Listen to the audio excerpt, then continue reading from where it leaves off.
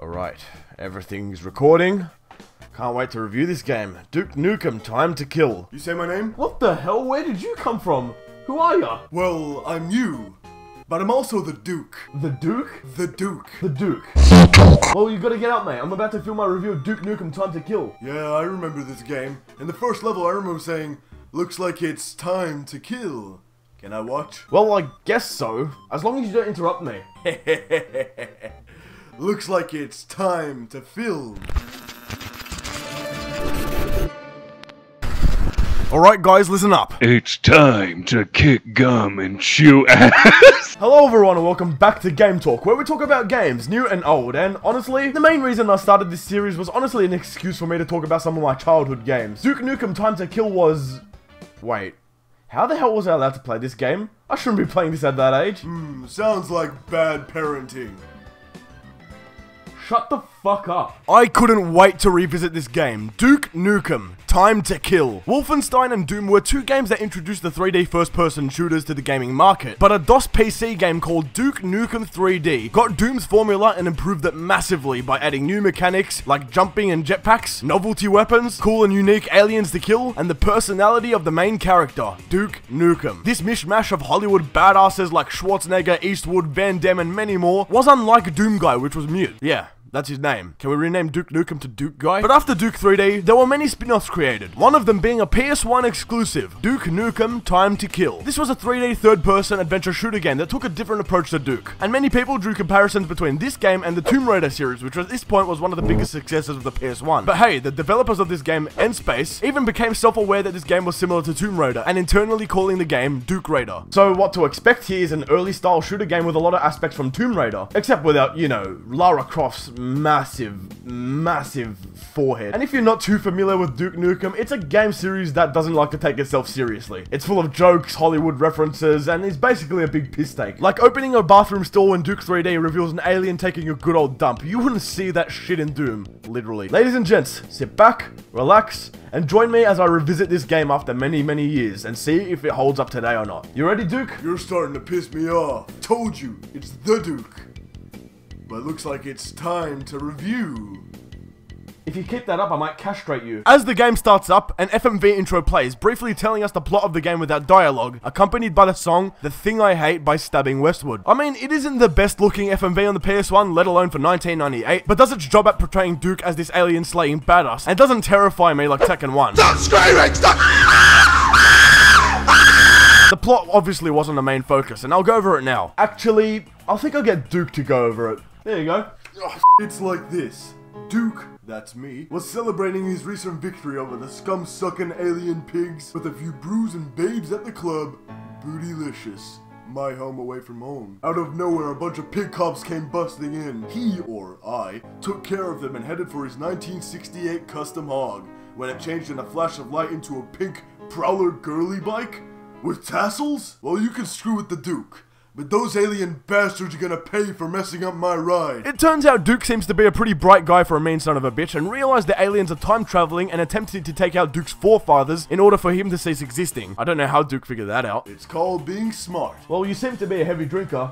I heard alcohol makes you stupid. No, doesn't. This time travel aspect, just like it did for Crash Warped, allows for some very interesting in-game settings and levels, and trust me, if you're into history, this game is for you. But we'll get to that eventually, and what I'm actually going to do is review the game level by level. All are very different and have many things to say about them. So enough carrying on. Let's get into the game. Looks like it's time to... Mission 1. Time to Kill. Looks like it's time to kill. A really cool aspect right off the bat is that Duke pulls a one-line at the start of each level. Duke's voice is performed by John St. John, which does an excellent job as always. This level acts as one of 3 hub levels, and you'll get what I mean as we progress. Duke controls like a tank. Up and down on the D-pad moves you forward and backward, left and right turns you side to side. The tank style is quite simple but different and is easy to get used to. And if you can't get used to it, well, your mum. You can also strafe using L2 and R2. Jumping is a lot like Tomb Raider. You press square to jump, but it won't jump immediately. This brief window before you jump up allows you to press a movement button to jump towards the direction you pressed. Though while jumping, pressing X will allow you to grab onto an edge of a platform and climb on it. You can slow walk using L1, aim using R1, fire with X, holster your weapon with circle, crouch by holding triangle, but pressing it will turn you around. Hold on! You probably noticed that there are a lot of controls, and yeah, this does get confusing, and I can't really argue because it would be hard not to have all these controls. But unlike a game like Silent Hill, where the controls are different but easy and quick to get used to, here it does take a fair few levels to understand the controls. Even with that, some areas require precise platforming, and with all the stuff to take into consideration, it can get confusing and your hands can get clammy, so you end up fucking up your jump, so you get the game and drop kick it into orbit. But hey, combat feels great. There are so many weapons to find that are not only just balanced and useful weapons, but there are various novelty weapons to find as well. But for each mission when new weapons are introduced, I'll mention them there. You start off with 2 weapons. The Desert Eagle, which has long range and moderate stopping power. It has a lot of ammo to find for it during the start of the game and is a very useful weapon. You also have the Mighty Boot, which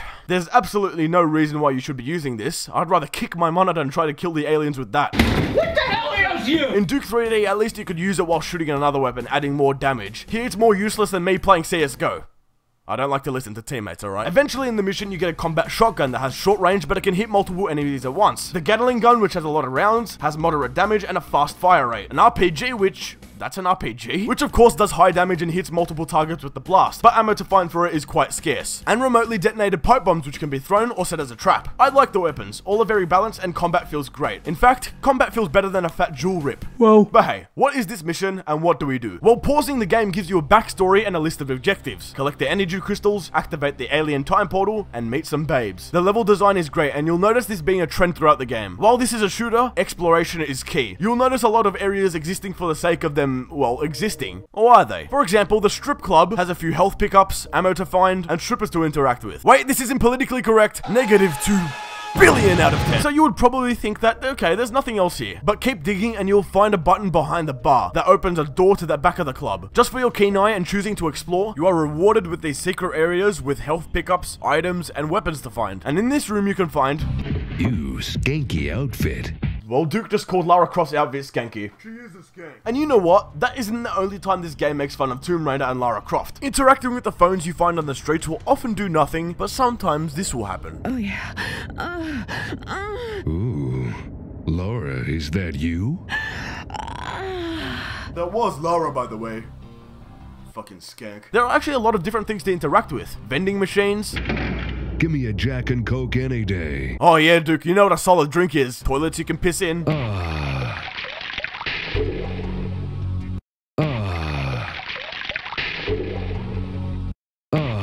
Jesus Christ, Duke, you can piss on command. Do you have the bladder of a dog? And strippers, and if I know my Duke Nukem games, never kill the strippers, as you'll be punished. So what did I do? Oh shit, I regret my decision. So you eventually go into the subway, which seems to be somewhat flooded, to access this sewer type area, where a time warp room is hidden. This is when you realize that the energy crystals are needed to activate it. Now what I love is that the levels are designed in such a non-linear way, meaning that, yeah, the crystals to find are in set locations, but there are many set ways to get there. There are so many ways to complete the level, plus the added exploration for bonus items. You also get some night vision goggles to illuminate pitch black rooms and help you see, and I know these rooms in the first mission so much that I know to do this.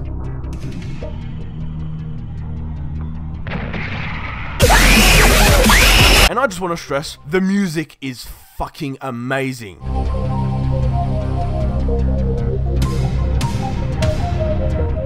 This game is another example of the PS1's amazing sound card, and let me tell you, the whole soundtrack is magnificent. Later on in the mission, you'll notice that puzzles are used for progression. When turning this valve here, Duke will say, Dry as a bone. and water beneath you seems to be quite shallow. Another room with a valve to turn is flooded. You can drain this room and flood the other room to access an area below you that holds a crystal. Pretty neat and causes you to think for a bit. That, as the starting mission, was actually pretty solid, and it introduces the basics like swimming, basic platforming, and the basic weapons. And when warping back in time, it just expands on that. Like my dong. Mission 2, Duke Hill. Find the combo pieces, storm the garrison, kick some alien cowpoke ass. There's a new sheriff in town. So it looks like we're in the Wild West time period, and if this mission's name replaced Duke with Hank, I might get a bit excited. This is a fairly decent mission that turns the difficulty up from the last. You're in a Wild West town where the safe to a bank holds a key to the county jail, and there are scraps of paper with the safe code to find. And for some reason, I could never for the life of me finish this level as a kid. Why? I have less of a clue than why 10 nuggets at Australian Macca's is the same price as 24. Aussie Macca's, are you out of your mind? This stage is really cool, but it's not as big as the first. There are 2 streets of the town, the jail, the caves beneath the town, and that's pretty much it. However, pretty much each building is explorable, so it actually feels like a small town you're walking around in. And Duke even gets a cowboy outfit to go with this era of time, as he gets different outfits in different time periods. And same thing goes with the pig cop enemies. Oh wait, I haven't talked about the enemies yet. Well, so far we've encountered the previously mentioned pig cops which wield shotguns and have moderate health, Drax which sounds awful. I'll just call them lizards because that's what Duke calls them. Isn't that right, Duke?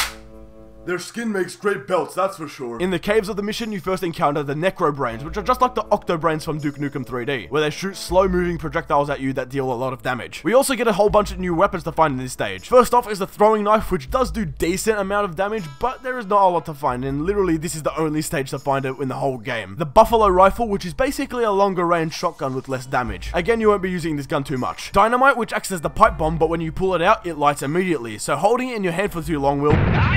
Then there's the first novelty weapon, the flamethrower, which will do high damage but at a short range. But the best thing about it is that there's chickens in this stage which you can kill and cook with the flamethrower for health pickups. Look out KFC, we got Nukem fried chicken coming along. And it was here where I found a woman in a bath, and when interacting with her, Duke decided to say, Have you seen my rubber, ducky?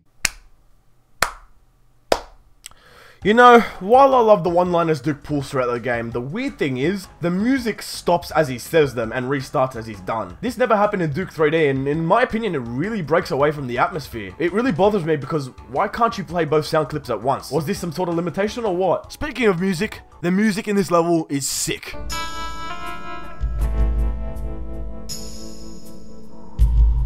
Gotta love that Wild West badass vibe. We may as well be playing as Duke Marston from Red Duke Redemption. Mission 3, Miner 69er. Interesting name. Explore the active mines, find the utility lift, don't get drilled. Looks like the pigs have stripped this place clean. I noticed something right off the bat that kind of bothered me. The music is exactly the same as the last level. The music is awesome, but it doesn't really fit this level. And multiple levels in a row with the same music is kinda weird. It works for a game like Crash Bandicoot where different levels have the same settings and the same music, but they're spaced out throughout the game. But at least they've added some background empty mine noises to better suit this level. But this level is good. It isn't amazing and is more linear than the last two, but it introduces the biomask item. Some areas in this game, and there isn't a lot of them, will be filled with poisonous gas that you can only traverse using the biomask without losing health. But it depletes its battery really quickly, so you gotta act fast. Otherwise you're gonna be smelling my toilet after eating a bowl of garlic sauce. God damn it, I thought cigars smelled bad. Motherfucker. In this mission, you encounter a certain enemy that I completely forgot existed and scared the shit out of me. Just witness this.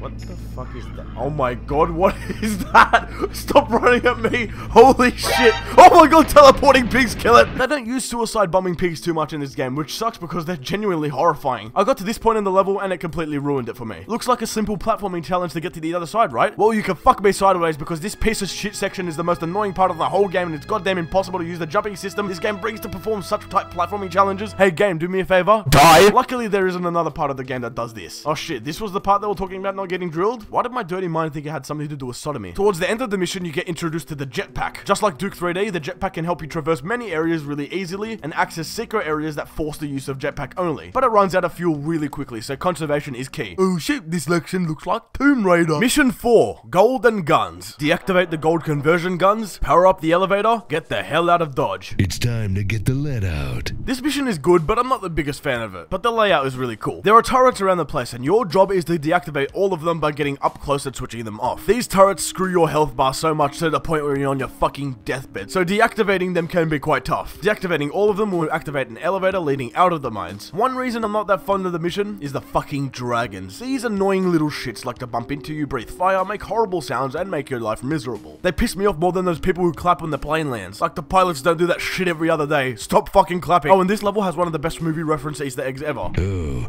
if only I had my flux capacitor with me. If you don't get that reference, please leave, for your own sake.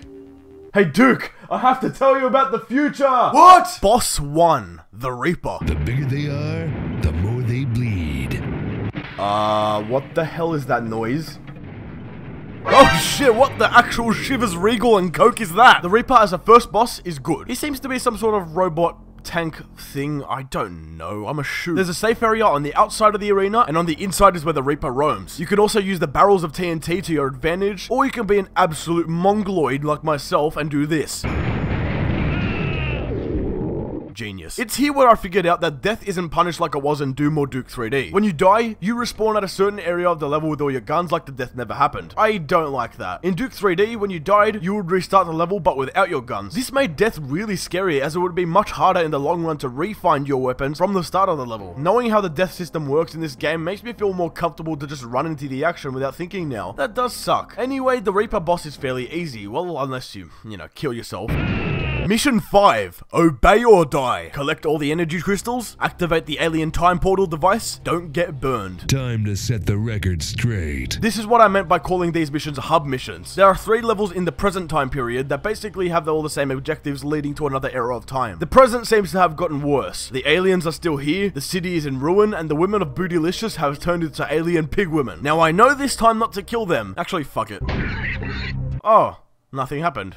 Weird. Now this level of course doesn't have the same layout as the last. The subway now is completely flooded and the time warp device is now in a power plant which was previously inaccessible. This mission has a new take on the crystals as well. One of the crystals is needed to access and power up a certain area of the plant. So you gotta leave that crystal there, go all the way around the map, eventually finding the time warp room and turning on the power manually. It's a cool different method on the first mission's concept. Oh yeah, and one thing I forgot to mention are the surprises. Every second level from the first, there is a secret item to find which just gives the text surprise. This will put you in a deathmatch arena with limited Time to kill. all the enemies in escape, though you will have unlimited ammo, and the weapon you use is an upgraded version of one of the previous weapons. There's a Super Eagle, which is a fully automatic Desert Eagle, laser Gatling gun, which is pretty self-explanatory, and in one stage you get a high-temp flamethrower, and you have to kill chickens, and Duke decides to say, Looks like it's time to grill. upon beating that stage, you'll permanently have that weapon as a replacement for the other weapon. This once again rewards you for your exploration. But enough blubbering, next time period.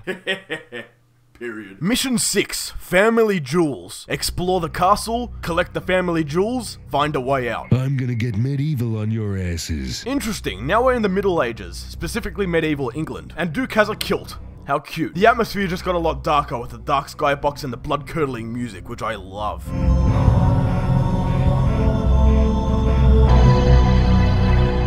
This mission is where the game gets a lot harder with more enemies bundled in groups, various traps, harder puzzles, and harder platforming challenges. Or maybe you're just getting shitter. Did you ever think of that? We got some new weapons introduced as well. The crossbow, which will shoot 3 arrows at once in a tri-bolt, very powerful indeed. And throwing axes, which are way better than the throwing knives, and there are a lot more of these to find. Anyways, the castle is pretty much inaccessible. So what you gotta do is swim in the moat through some caves to find a lever that lowers the castle door for you to enter in that way. But you gotta collect all the family jewels to access the exit. It goes without saying that this is an awesome mission, and it's the only mission where you get to see one of Duke's forefathers. Handsome guy. Reminds me of me. Well said, Duke. Mission 7, Resistance is futile. Locate the biomass reactor, drain the toxin supplies, hold your breath. Oh joy. Another stank-ass dungeon. I want to like this mission more because it is the second and final mission to utilize the biomask item, but unlike most levels, it is extremely linear. I don't mind the setting though, being deep in the dank diseased dungeons of medieval England, and it introduces the heavy lizard enemy which wields a Gatling gun, which are damn aggressive. They also like to do this.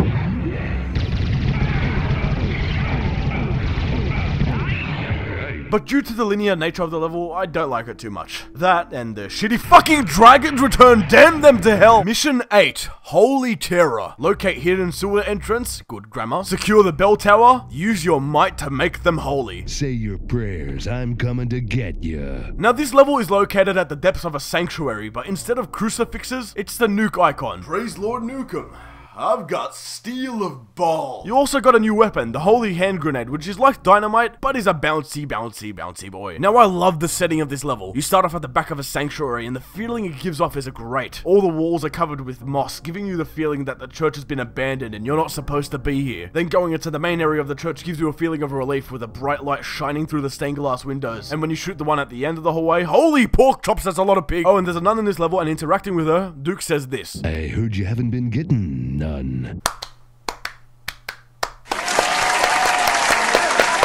Boss 2, Winged Death. Die, you overgrown winged lizard from hell. This is hands down the coolest boss fight in the game. You're versing an oversized dragon, and unlike the small ones, is really cool. But my favorite aspect about this boss is the fact that you're in the rectangular castle setting with watchtowers and everything. There's no cool element to the boss, you're still doing the same thing, just killing it and taking cover, etc. But it actually makes you feel like you're in medieval England, fighting a medieval dragon in a medieval castle, eating medieval ass. Mission 9, Pig Factory. Enter the sewage treatment plant, prep the time portal, you know the drill. I'm home. Or am I? We're back in the present hub level, and the city doesn't seem to be in ruins anymore. But the club Bootylicious is now Danglers. Huh? Let's have a look. Oh, I see what they meant. And I'm gonna kill them because last time nothing happened. Fuck! You know the drill at this point with the crystals and everything, but this time all the crystals are already inside the time machine. You have to go in the water to get one of them and use it to power up the plant and drain multiple areas until the time portal is completely clear of water. Definitely my favorite of the present missions. But now, ladies and gents, we're getting into dangerous territory as the rest of the game becomes really damn hard. Like my car. Mission 10, Hog Heaven. Explore the city, take a bath, when in Rome. Friends, Romans, countrymen, lend me your chicks. Oh boy, Ancient Rome. This is a good introductory mission to the final stretch of the game. You're roaming around, get it? The streets and marketplaces of Ancient Rome. And while it is a little bit more linear than normal, it is still really cool. Duke gets ancient robe slash dress. I don't know what it's called. And the pig cops look like gladiators, which are really cool. Ammo to find now is rarer than ever. And you're gonna want to save every single bullet like when you'd save every single McRib because they remove it from the Macca's menu every single goddamn year. And I don't know how to stress this enough, but the music for the ancient Roman levels is, in my opinion, one of the best tracks on the PS1.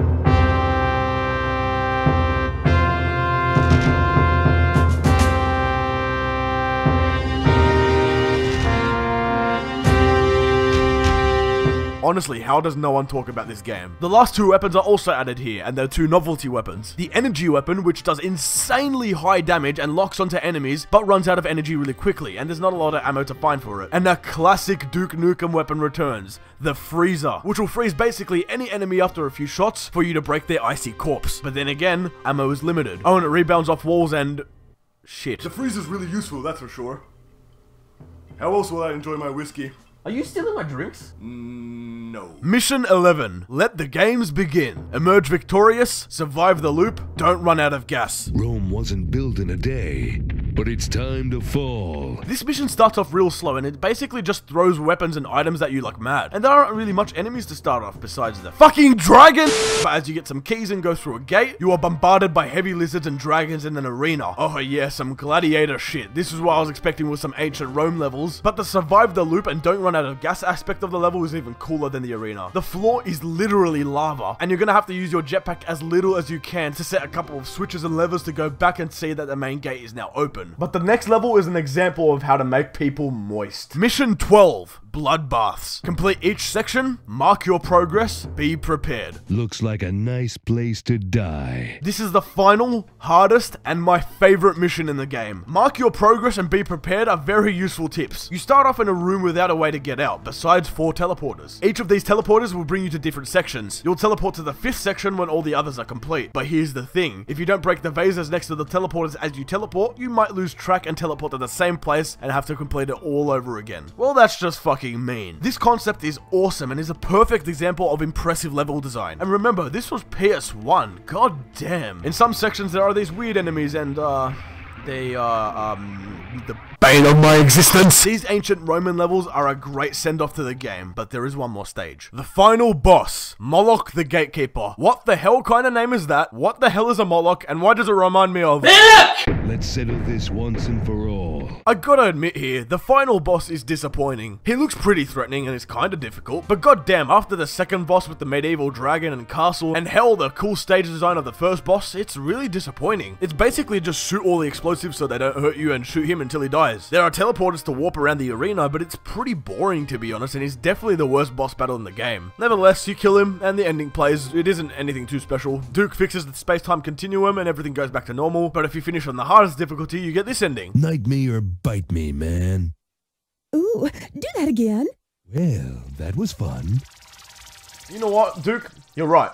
It was fun. I want to know why this game isn't looked at to the quality of Duke Nukem 3D, because I was genuinely impressed revisiting this game. But then again, it's not perfect. It does suffer from various issues. The frame rate can get really choppy at certain areas, the controls are very clammy and confusing at times, death isn't something to be feared in this game with the whole continue system, the soundtrack consists of like 5 tracks, and the final boss was a real disappointment. The game also feels rushed with 4 time periods and 3 bosses, and only 12 main levels. I wish there were some more levels with other time periods. Some examples would be like Ancient Egypt or the prehistoric era. It kinda sucks that time travel wasn't utilized to its fullest, but the level design, the combat, the puzzles, the amazing soundtrack for what there is overshadows all the other stuff. And I even noticed that headshots actually do more damage than regular body shots now. That's a really nice touch for PS1. Another cool detail that's a nice touch for PS1 is that the limbs fall off the aliens when you shoot them. That's actually really cool. And I wouldn't say replayability for the base game is there, but it's PS1, so big head Duke and big head enemy cheats will satisfy your needs. If not, then unlimited ammo, invincibility, and super weapons should do the trick. And by do the trick, you mean making the frame rate go all wank, then that's good. Like I said, this game impressed me. I thought it was going to be one of those games where I thought it was good as a child, but not revisiting it, but it was good. And the thing is, no one talks about this game. It's brushed up a lot and isn't well known, which is odd. This is a game that is definitely worth checking out if you haven't already, especially if you like the PS1 or Tomb Raider, or even if you're a fan of Duke. Nevertheless though, Duke Nukem Time to Kill makes the good list and gets a 7.5 out of 10. This game is honestly a hidden gem that does not get the praise it deserves. Like, the reviews I found are positive, but there's barely any at all. It's actually shocking, and I can't recommend this game enough if you haven't tried it already. What do you think, Duke? Like I said, it's the Duke. Get it right next time.